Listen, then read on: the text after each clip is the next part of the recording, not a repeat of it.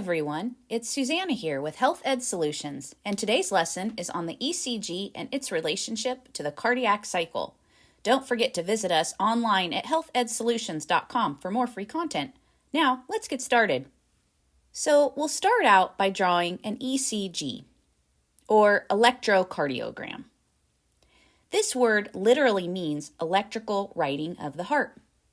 Next, we'll draw the pressure changes in the left ventricle during one heartbeat.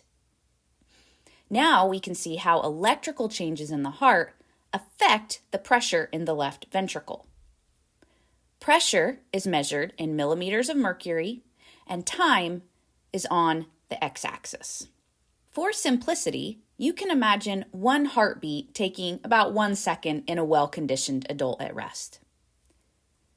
Let's start with outlining ventricular systole contraction on the ECG and the pressure chart.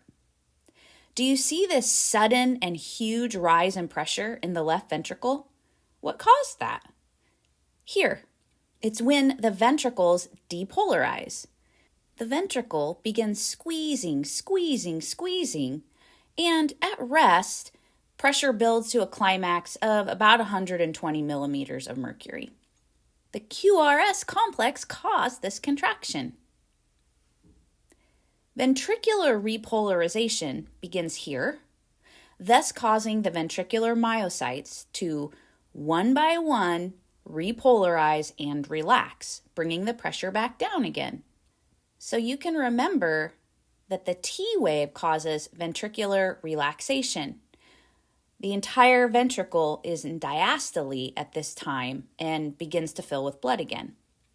Now, heading into the next beat, the ventricle is still in diastole. So what is this cute little pressure bump that the ventricle experiences right here? You can see the cause right here in the P wave, which shows the electrical depolarization of the atria. This P wave causes atrial contraction, which pushes a bit more blood into the ventricle, briefly increasing ventricular pressure as this last gush of blood enters. The next thing I want to show you is that this rapid spike in ventricular pressure causes the aortic valve to open, typically at around 80 millimeters of mercury, which allows blood to be ejected from the heart, the whole purpose of this pump. Then, once the ventricle begins repolarizing, pressure drops rapidly and the aortic valve falls closed again. Blood ejection from the heart into the aorta occurs during this time period right here. Systolic pressure is the highest pressure the heart builds up to during its contraction, and diastolic pressure is the pressure that is able to open the aortic valve.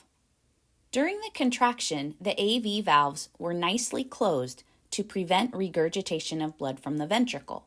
But after the ventricle relaxes enough, the AV valves fall open again and the ventricles fill once more with blood in preparation for the next beat.